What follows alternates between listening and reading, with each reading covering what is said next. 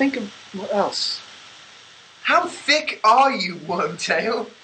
Said James impatiently. You run around with a werewolf once a month. Keep your voice down, implored Lupin. Harry looked anxiously behind him again. Snape remained close by, still buried in examination questions, but this was Snape's memory, and Harry was sure that if Snape chose to wander off in a different direction once outside the grounds, he, Harry, would not be able to follow James any farther.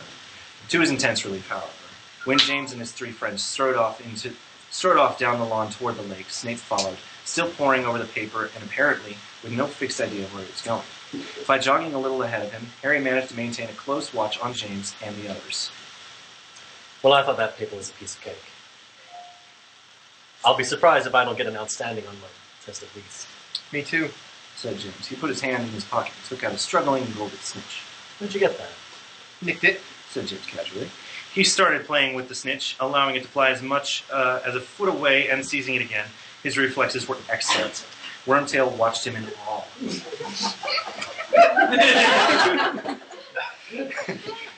They stopped in the shade of the very same beech tree on the edge of the lake where Harry, Ron, and Hermione had spent a Sunday finishing their homework and threw themselves down on the grass. Harry looked over his shoulder yet again and saw, to his delight, that Snape had settled himself on the grass in the dense shadows of a clump of bushes. He was deeply immersed in the owl paper, as ever, which left Harry free to sit down in the grass between the beech and the bushes and watch the foursome under the tree. The sunlight was dazzling on the smooth surface of the lake, on the bank of which the group of laughing girls who had just left the Great Hall were sitting with shoes and socks off, cooling their feet in the water. Lupin had pulled out a book and was reading. Sirius stared around at the students milling over the grass, looking rather haughty and bored, but very handsomely so. James was still playing with the snitch, letting it zoom farther and farther away, almost escaping, but always grabbed it at the last second. Wormtail was watching him with his mouth open. Every time James made a particularly difficult catch, Wormtail gasped and applauded. After 5 minutes of this, Harry wondered why James didn't tell Wormtail to get a grip of himself, but James seemed to be enjoying the attention. Harry noticed his father had a habit of rumpling up his hair as though to make sure it did not get too tidy, and also that he kept looking over at the girls by the water's edge. Put that away, will you? said Sirius as James made a fine catch, and Wormtail let out a cheer. Before Wormtail wets himself from excitement. Wormtail turned slightly pink, but James grinned. If it bothers you, he said, stuffing the snitch back in his pocket. Harry had the distinct impression that Sirius was the only one for whom James would stop showing off. I'm bored, said Sirius. Wish it was a full moon. You might, said Lupin darkly from behind his book. We've still got Transfiguration. If you're bored, you could test me. Here. He held out his book. I don't need that rubbish. I know what I'm doing. This'll liven you up, Padfoot. Look who it is. Sirius's head turned. He had become very still, like a dog that scented a rabbit. Excellent. It's Harry turned to see what Sirius was looking at. Snape was on his feet again and was stowing the owl paper in his bag. As he emerged from the shadows of the bushes and was set off across the grass, Sirius and James stood up. Lupin and Wormtail remained sitting. Lupin was still staring down at his book, though his eyes were not moving, and a faint frown line had appeared between his eyebrows. Wormtail was looking from Sirius and James to Snape with a look of avid anticipation on his face. All right, Snivellus, said James loudly. James reacted so fast that it was though as he had been expecting an attack. Dropping his bag, he plunged his hand inside his robes and his wand halfway into the air when James shouted, Expelliarmus! Snape's wand flew 12 feet into the air and fell with a little thud in the grass behind him. Sirius let out a bark of laughter. Ah! Impedimenta! Impedimenta! He said, pointing at his wand at Snape, who was knocked off his feet, halfway through a dive toward his own fallen wand. Students all around him had turned to watch. Some of them had gotten to their feet and were edging nearer to watch. Some looked apprehensive, others entertained. Snape lay panting on the ground. James and Sirius advanced on him, wands up, James glancing over his shoulder at the girl's water's edge as he went. Wormtail was on his feet now, watching hungrily, edging around Lupin to get a clearer view. How'd the exam go, Snivelline? I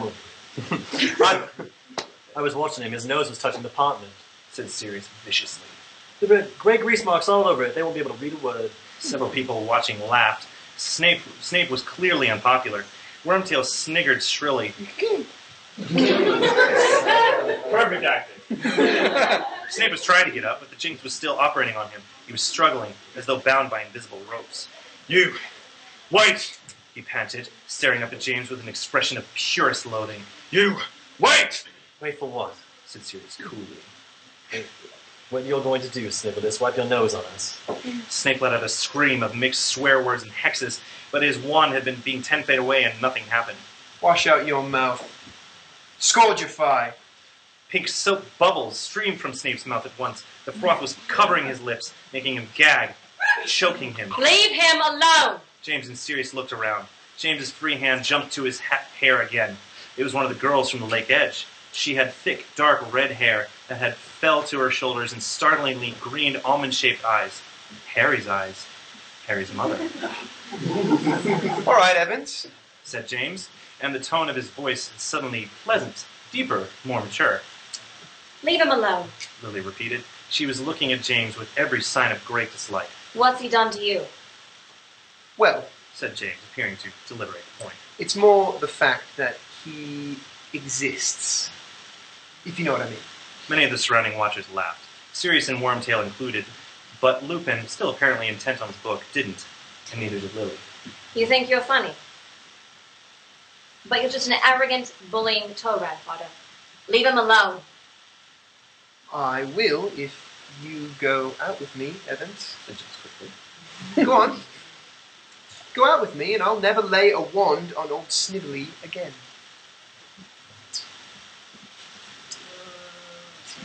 That's you, Twinkle.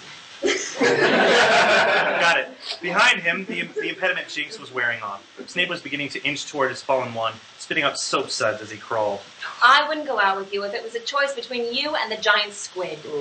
Bad luck prongs. Said Sirius briskly, turning back to Snape. Oi!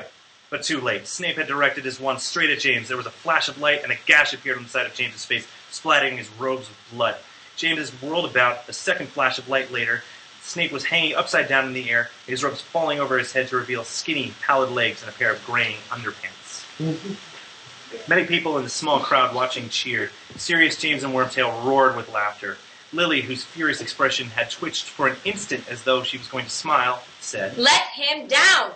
Certainly. said James as he jerked his wand upward. Snape fell into a crumpled heap on the ground, disintegrating himself from his robes. He got quickly to his feet, wand up, but Sirius said, You say so.